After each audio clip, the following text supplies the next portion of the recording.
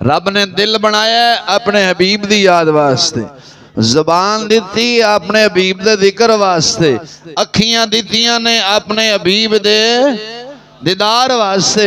बुजुर्गों ने एक लिखिया, एक बुजुर्गों ने जुमला लिखा, उन्हें क्या क़यामत तल दिन या दुनिया अंदर हजूर दा दीदार उन्हें ही करना है जिन्ना अपनी निगाहां नूं पाक रखे है। की रखे है? पाक रखे है। मेरे उस्ताद फरमाते सन जिन्हों ने अजकल खच ते नंगियां वेखियां ने ना, फिर आंदे हजूर दा दीदार नहीं होंदा, दरूद बड़ा पढ़िया, दीदार घट्टा होना, साड़ियां अखियां ही गंदियां ने, दिल ही गंदा है। बाबा फरीदगंज शकर पाक पतन दा शहनशाह, उन्होंने किसी मुर्शद, उन्होंने मुर्शद गिरामी दे कोलों कोई शख्स हाजिर होया, कहने लगा हजूर मैं फला मुर्शद दा मुरीद हाँ, मेरे मुरीद ने, मेरे मुर्शद ने मैनू बड़े बड़े वज़ाइफ दिते ने, ए वजीफे पढ़ तेनू हजूर दा दीदार हो जाएगा, हजूर दी ज़ियारत नसीब होएगी।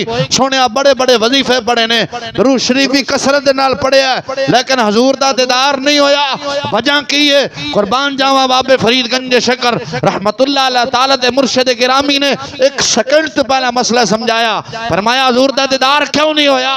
फरमाया हजूर दसो। फरमाया हजूर दा दीदार इस वास्ते नहीं, मुसलमान तू दस अगर कमरा गंदा होवे ते तू ओदे च रहना पसंद करेगा? कमरा गंदा होवे ओदे च रहना पसंद करेगा? कमरा गंदा होवे ओदे च जाना पसंद करेगा? फरमाया सुनो मुसलमान, तेरा दिल गंदा है, ये कमरा गंदा होवे तो तू कमरे जाना पसंद नहीं करदा। जेदा दिल गंदा होवे मुस्तफा उस दिल च किवें जाना पसंद करनगे? बुजुर्गां लिखिया दीदार सजना दा उन्हें करना जिन्ना रखियां निगाहां पाक।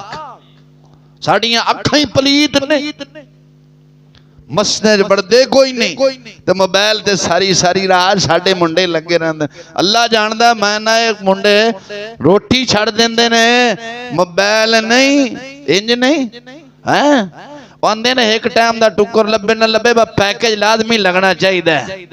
मैं सच्ची आखदा मैं, उन्हें पैकेज लाजमी लगे। इस मोबाइल दी ऐसी नौसत है, बड़े बड़े खानदान नाना बेड़ा घर करके रख देता है। बड़े बड़े हाजी नवाजी लगे गए ने, बड़े बड़े मौलवी लगे गए ने। अज ही मैनू एक मुंडा विखांदा पिया सी, माशाअल्लाह मौलवी साहब दी इत्थे दाढ़ी सी, इत्थे दाढ़ी सी, सिर ते गोल टोपी ते आंदे पैना वो पुलिस वाले फड़ी खलोते सन। इहदे मंडी बाउद्दीन पता केड़ी वाली साइड दा वाकया है कि इन्ने एक बच्ची दे नाल ज़्यादती कीती। जदों मोबाइल नहीं आया सी ये काम आम है सी।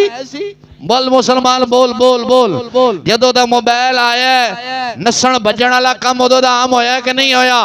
अदालतां चले जाओ, दारोमान भरे पे ने, दारोमान भरे पे ने। अफसोस है मुसलमान, की वजह है? कसूर तेरा है, कसूर तेरा है। मैं तेरी धी बहन दा कसूर नहीं बनावांगा। मुसलमान सच्ची दसी ईमान नूं हाज़र नाज़र करके देसी। अज मुकद्दस दिन है, बंदा जंगल च बकरी छड़ के आवे, ओनू बिगाड़ चीर फाड़ जान, खा जान। दस मुसलमान शेर का कसूर है कि बिगाड़ दा कसूर है कि छड्डण वाले बेईमान दा कसूर है? केदा कसूर है? बोल बोल बोल, कसूर केदा है?